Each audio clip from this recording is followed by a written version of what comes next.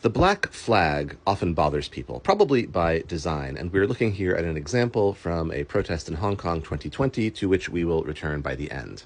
But if we follow it for a bit across time and space, it's amazing how much meaning can be packed into a seemingly monochromatic anti-color.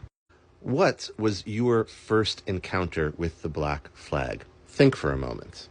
Hoisting the black flag for many is synonymous with piracy or outlaws. Certainly in children's games and the cultural imagination, a little bit more questionably in its prevalence in the real historical world, but it's always been a little bit quixotic and kind of charming to me that people should want to telegraph at great distance the fact that they are lawless and maybe dangerous. And that silly, pretentious, kind of self-proclaimed badassery is how I tend to interpret the blacked-out American flag, the one here with no color bars you can buy on Amazon, that has become more prevalent lately as a symbol. It is certainly drawing on this black flag heritage.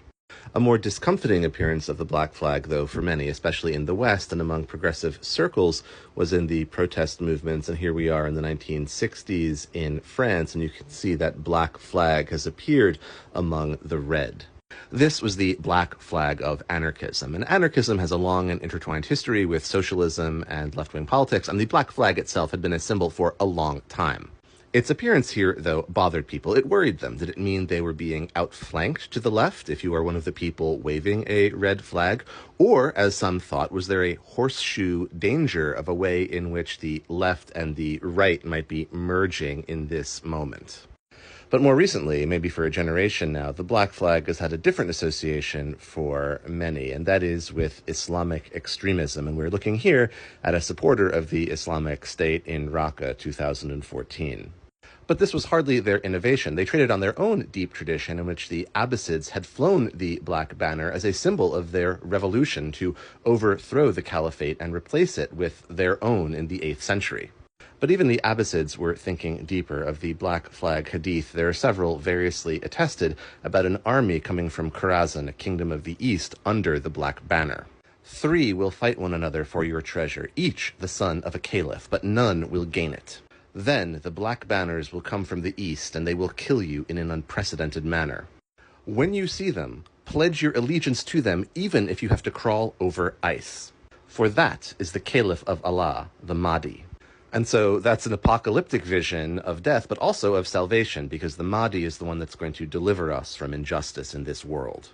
And we could keep traveling the world over. Lali Lajpat Rai, for example, was waving the black flag in Lahore when he took the beating that led to his death. He was an early 20th century Punjabi revolutionary, and by some lights, a kind of influence on Hindu nationalism. But I want to get us back to China, where of many black flags, an interesting one to me was a 19th century renegade army. Of the many 19th century rebellions that were tearing the Qing dynasty apart, none was costlier than the Taipings, to the tune of at least 30 million lives. But some survived the cataclysm that was the bloody end of the Heavenly Kingdom. One such group, composed mostly of ethnic Zhuang people, but led by a Hakka Chinese general that had loosely affiliated with the Taipings, was the Black Flag, named for the banner that they flew, and we see an example of one here in the Guangxi Provincial Museum. As the Qing armies rolled south, eager to exterminate any last vestige of the Taiping movement, the Black Flag came under pressure and eventually migrated across the border into what is now Vietnam. This was all in the mid-1860s.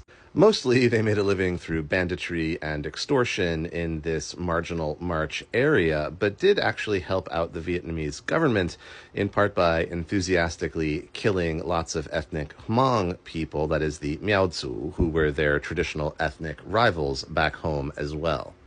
What makes them so relevant is that they were still there 20 years later and able to side with the Vietnamese forces and the Qing dynasty in fighting the French in the Sino-Vietnamese War.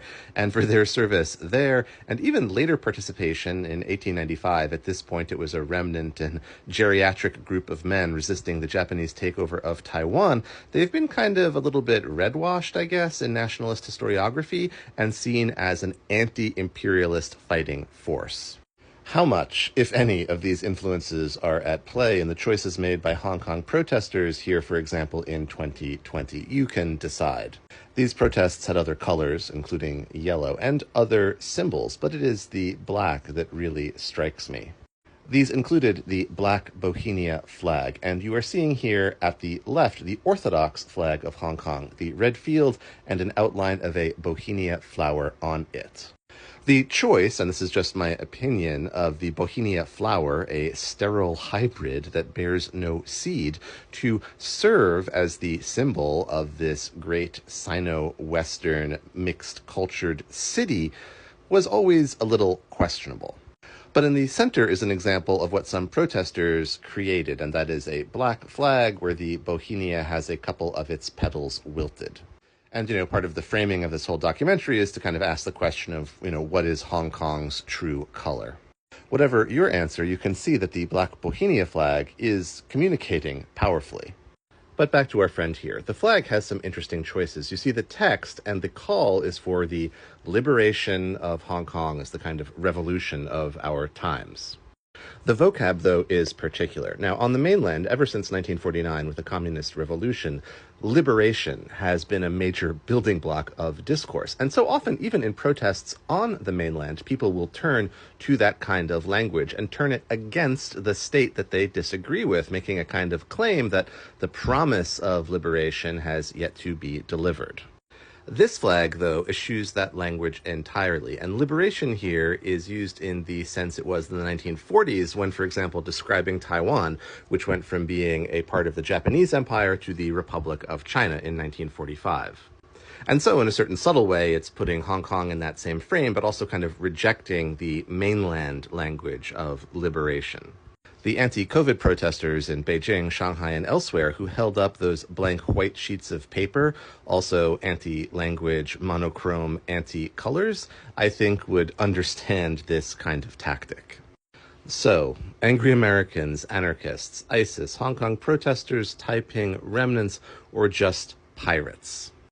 The black flag flies far, in part because it always seems impossible to outflank.